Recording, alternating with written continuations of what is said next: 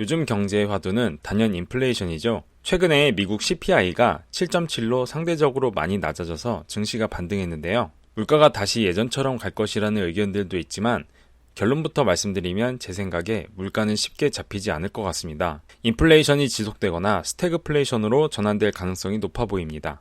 이제부터 인플레이션이라는 불이 쉽게 꺼지지 않을 거라는 이유를 설명해 드릴게요. 세계 경제의 분석이니만큼 거시적인 변수들을 살펴보겠습니다. 첫 번째로 미국을 살펴보겠습니다. 비싼 인건비의 나라 미국에 제조업이 돌아오고 있습니다. 제조업이라는 산업은 많은 에너지와 비싼 인건비를 필요로 합니다. 공장에서 전기도 필요할 테고요. 여러 오고 가는 사람과 물류를 나르기 위해서도 비싼 인건비와 에너지가 필요합니다. 이는 꾸준한 인플레이션 요인으로 작용합니다. 10년 넘게 중국의 인건비가 적용받던 제품에서 미국의 인건비가 적용되는 제품이 나타나기 시작합니다.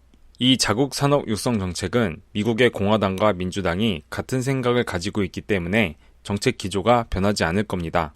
중국을 견제하기 위해서 그러는 거니까요. 이는 단기적인 정책이 아니라 장기적인 정책이 될 것입니다. 그리고 바이든과 미국 민주당이 추진하는 IRA 법안은 말만 인플레이션 감축 법안이지 내용을 보면 인플레이션을 촉발하는 법안과 저감하는 법안이 뒤섞여 있습니다. 내년이면 바이든의 임기가 3년 차인데 미국의 대통령 임기는 4년이라서 3년 차에 성과를 내야 합니다. 바이든이 외교적 성과나 기타 다른 성과가 없는 상태에서 예전에 시도했던 BBB 법안 같은 대규모 부양책이 다시 등장할 가능성도 있습니다. 네, 두 번째로 중동을 살펴보겠습니다. 중동에서는 그동안 길을 모으고 있었습니다.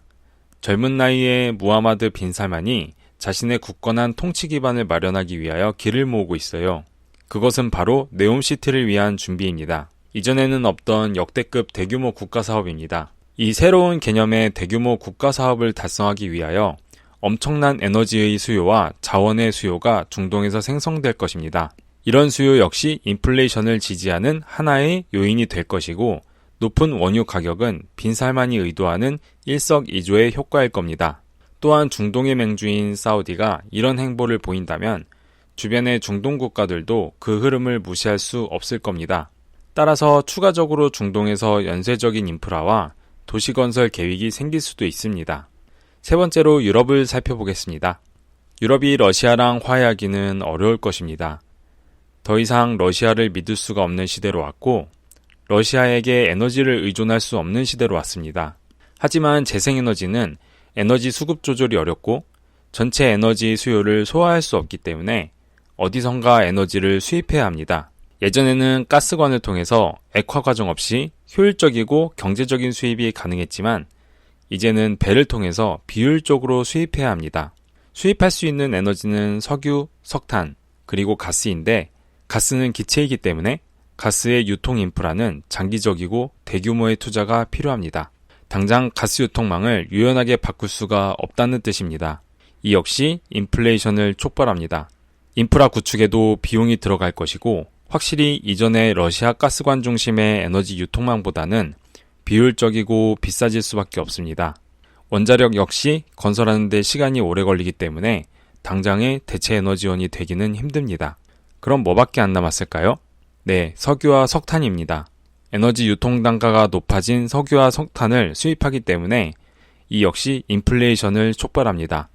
우크라이나 전쟁이 종식되면 다시 회복될 거라는 의견도 있겠지만 설령 전쟁이 종식되고 서로 화해해도 조금만 사이가 틀어지면 다시 가스밸브를 잠글 거라는 생각이 지배적이기 때문에 다시 예전 같은 가스 유통망을 회복할 가능성은 낮아 보입니다. 네 번째로 중국을 살펴보겠습니다. 지금 중국은 제로 코로나로 인하여 경제의 타격이 심한 상황입니다. 하지만 제로 코로나 정책은 전 국민이 면역을 가지지 않는다면 끝나지 않는 싸움일 뿐입니다. 결국 나중에 어떤 시점에서는 경제에 더 심한 타격을 입기 전에 집단 면역을 생성하고 경기 부양을 할 것입니다. 또한 중국은 인구와 경제 규모가 크지만 그와 대비하여 가지고 있는 원유 매장량이 크지 않기 때문에 에너지 확보에 민감한 나라입니다.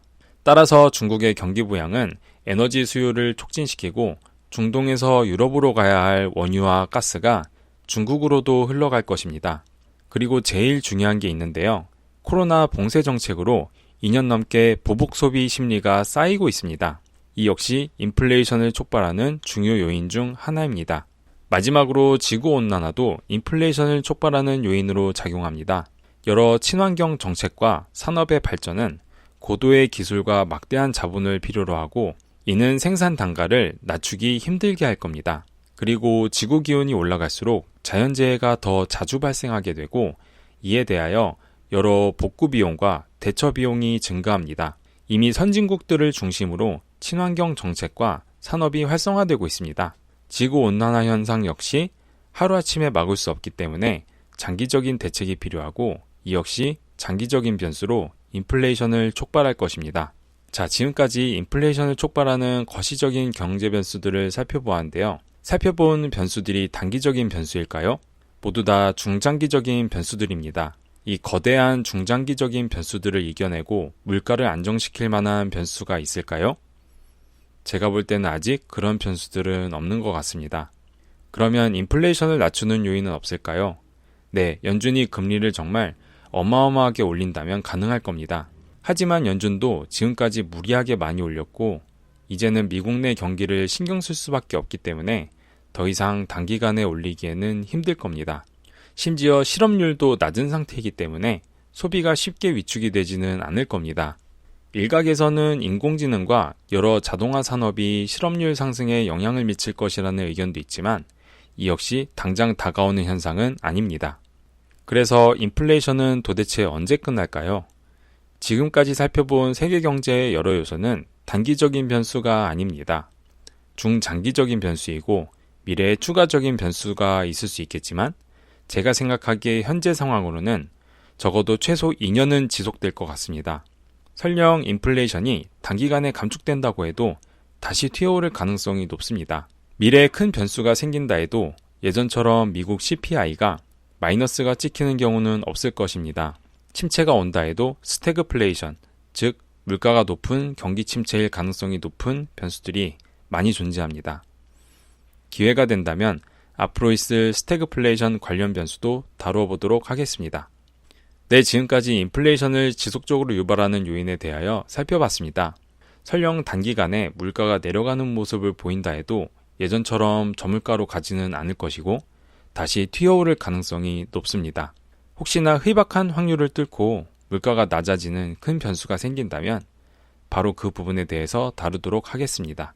그럼 이번 영상을 마치겠습니다. 구독과 좋아요는 저에게 큰 힘이 됩니다. 시청해주셔서 감사합니다.